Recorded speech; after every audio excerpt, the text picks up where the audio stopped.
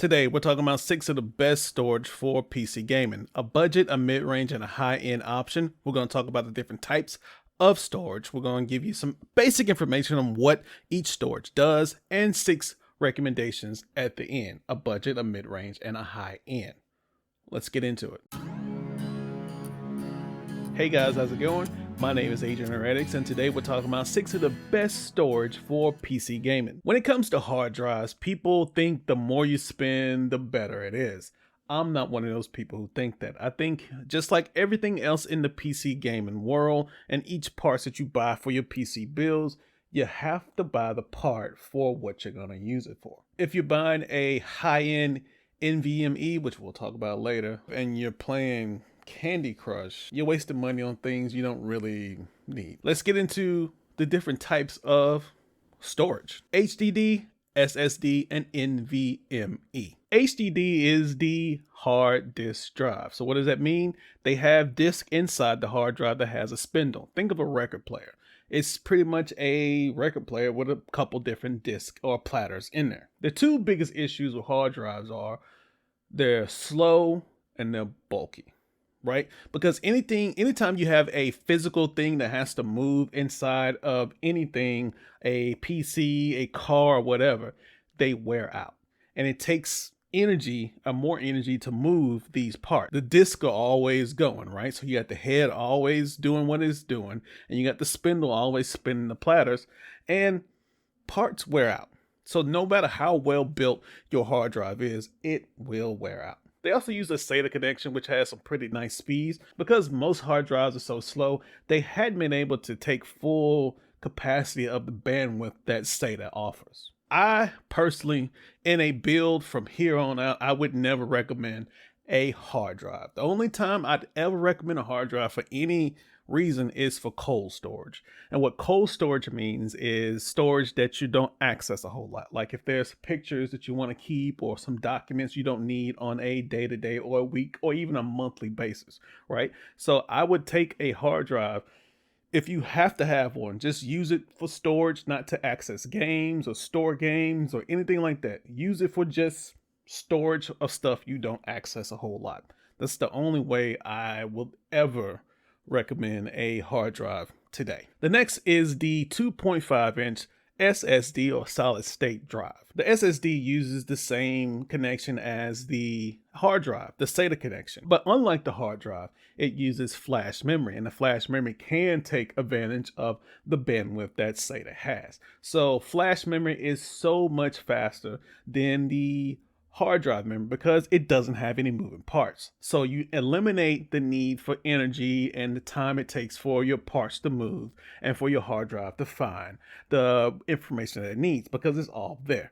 Flash memory is super fast. One good thing about SSDs, unlike hard drives, is you can hide my SSD a whole lot better than you can a hard drive. Hard drive takes up so much space, but a SSD is so thin. A lot of times they have slots behind the motherboard that you can put the SSD in, and you can hide it a whole lot different places. So when you're doing your builds, because when people build PCs, aesthetics is very important. So you don't want to have just this bulky hard drive just sitting there. So if your case offers it, stick it somewhere where you won't even see it. But just like hard drives, you still have to have 2 cables. You have one for data and one for power. So you still have to do some cable management when it comes to the 2.5-inch SSD. The next type of storage is going to be NVMe or NVM. Stands for non-volatile memory, or NVMe is non-volatile memory express. NVMe has similar speeds to the SSD. The biggest advantage to that is instead of having cables that you have to route and do all that, the NVMe connects directly to the motherboard. Aesthetically, it's a whole lot more pleasing than having the SSD. Even though you can hide a SSD in the case, with the NVMe, it connects directly to the motherboard, and that's 2 less cables that you have to manage when you're doing your builds. One of the biggest issues when you're talking about NVMe is heat. How do you dissipate heat? Because it does get hot. Most motherboards that accept NVMe have heat sinks. But if you don't have a heatsink, I highly suggest that you buy a heatsink to put on there to help with the heat issue, because anytime you have heat when it comes to PC, performance suffers. So as cool as you can possibly get it, do that. Also, a lot of the NVMe's are designed where the sticker that comes on top of it acts as a heat spreader. So I would never remove the sticker from the NVMe because you could affect the performance even if you do have a heatsink on there. I mean, it may not make a difference if you have a heatsink, but I won't take any chances, honestly. So the sticker, leave it on there. If you're doing something for aesthetic purposes, get a heatsink that goes with your build or go along with your theme. Also, if you get a PCIe 4.0 compatible NVMe, it will work in a PCIe 3.0 slot. So why spend money on a PCIe 4.0 if your motherboard can only do PCIe 3.0? Save that money. How much storage do you need? So it really depends on two options. One, what kind of budget do you have for your build? And two, what type of games are you playing? You want to have at least 500 gigs, so it gives you a little buffer. You have enough room for your operating system, and also you'll have room for a couple of games. But keep in mind that a lot of these big AAA titles, Call of Duty, can be well over 100 gigs. So it depends on what you're playing, but no less than 500, because anything less than 500, you run into issues with storage that you have to always uninstall and reinstall. You can have a cheaper SSD or NVMe, but the cheaper you get, the less storage you have, so you have to uninstall and reinstall more games. But with a higher storage, you spend more money, but you spend less time uninstalling and reinstalling games. Let's get into the budget recommendations. And the first one is going to be the Crucial MX500, the 500 gigabyte model. With this one, it is a 2.5 inch SSD. But I've used this in so many builds. As far as being a budget build, it is a really, really good option when you're talking about budget builds.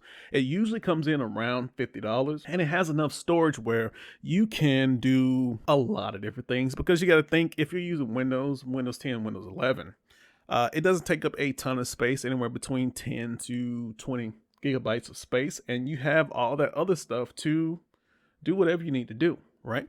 You can have multiple games. You can even have the behemoth Call of Duty on here and still have room for a couple of games. So you need to have at least a good amount of storage so you can do whatever you want. Biggest issue is when it comes to loading time. NVMe's do load a little faster, but SSDs aren't a slouch either. But the Crucial MX500 is a really good storage device to use in a budget build. The next budget build storage device is going to be the TeamGroup T-Force Vulcan G 512 gigabytes. Again, it has at least the 500 gigabytes that we talked about. It is SSD, and the write speeds are a little slower than the Crucial, but again, when it comes to gaming, they're almost imperceivable. Loading time is going to be the main factor when it comes to gaming, right? As far as if you're doing a budget build, this is a really good one to consider. And a lot of things I've used out of TeamGroup have turned out to be pretty good. So if you're in the budget range and you don't need a lot of the bells and whistles that the mid-range and the high-end offer, TeamGroup is always a good choice for any PC part that they make. The mid-range recommendation. The first one is going to be the Western Digital 1TB WD Blue SN550. This thing is really good. I've been using the Western Digital Blue for years in my professional life. A lot of office PCs have Western Digital Blue drives in them, be it hard drives or SSD, because they work so well. And even on the NVMe front, they do everything well. Nothing extraordinary, nothing trash either, but Western Digital does the mid-range pretty well, and this does everything you need to do. So it's PCIe 3. As you can see, the write speeds are quadruple that of anything in our budget recommendations. But again, when it comes to loading your game is where you're going to see the biggest difference between a SSD and a NVMe, because it's directly connected to the motherboard. You don't have to go through cables to get to the motherboard. Load times will be faster when it comes to NVMe when you're talking about games. It's not like it's like, oh, This loads up in 3 seconds and SSDs load up in a minute. It's not that drastic of a difference, but it is a difference. The next one in the mid-range is going to be the Sabrent, however you say that, 1 terabyte Rocket NVMe. It's also a PCIe 3 storage device. Sabrent produces some pretty good PC parts. I've never had an issue with the couple that I've actually used. From cost to performance, they do perform pretty well. I've never had a Sabrent drive fail on me myself. Sabrent has been doing some really good things in the PC world the last couple of years, and this is one of them. It's a really solid piece of equipment, and I recommend it for anybody who wants a little more performance than they can get in the $50 range, but doesn't want to spend a whole lot of money on their storage. Also, if you have 2 M.2 slots that you on your motherboard, I usually like to have a smaller NVMe on one and a larger one on the other, and I use the NVMe on the smaller storage one for my operating system and scratch work, and I do all my storage and processing on the second one. Now we're getting into the high-end storage, another Western Digital, but this time it's going to be the black, the SM750 2 terabyte variant of the NVMe storage. This thing I put in a couple machines and it's not failed me yet. It does not only does it do gaming really well. When you're doing things like video editing, it has a very fast response when you're editing, and it doesn't slow you down in the least. Higher end gaming and things like that, I would definitely put this up there. So if you do a lot of 4K gaming or even higher end 1440p gaming, I would definitely recommend this, because the Western Digital Black, just like the Western Digital Blue, I've used time and time again, and it's proven itself over and over again, from hard drive, the SSD, and now the NVMe. A couple builds that I've built for work has had the WD or Western Digital Black in it, and I've seen no issues with production. Also, a couple builds I've built for my friends with this in it, they've seen no issue with it. It does everything you needed to do. Everything you throw at it, it does. Last high-end recommendation is going to be the Samsung 980 Pro 2 terabyte version. What's so good about this one? It is the pinnacle when it comes to NVMe storage. It does everything I've ever asked it to do. No issues I've ever had with it. It does get a little hot, so if you do have a heat sink on your motherboard, or if it doesn't come with a motherboard, get one. It'll help out performance a whole lot. Definitely don't remove the sticker from this one, because it's premium, but it does get a little hot. So definitely have a heat sink on this one. But as far as 4K gaming, if you're doing 4K gaming or any high-end production, this handles it, no issues. I've been using this one exclusively for all my newer builds that I do for work and for clients. It just performs fantastically. Phenomenal. I don't know if fantastically is a word, but we're gonna go with it. But definitely, if you're looking for a higher end build and you want the best of the best, you can't get any better than the Samsung 980 Pro. So what type of storage do you use in your PC build? Is it a hard drive? Hopefully it's not. SSD or NVMe? And what do you like about your storage in your PC build? Let me know in the comment section below. That's it. Thanks for joining me. If you like this type of video, give me a thumbs up. If you didn't like this type of video, give me a thumbs down. Tell me why you didn't like this type of video. And I'll catch you guys in the next one. Have a good one.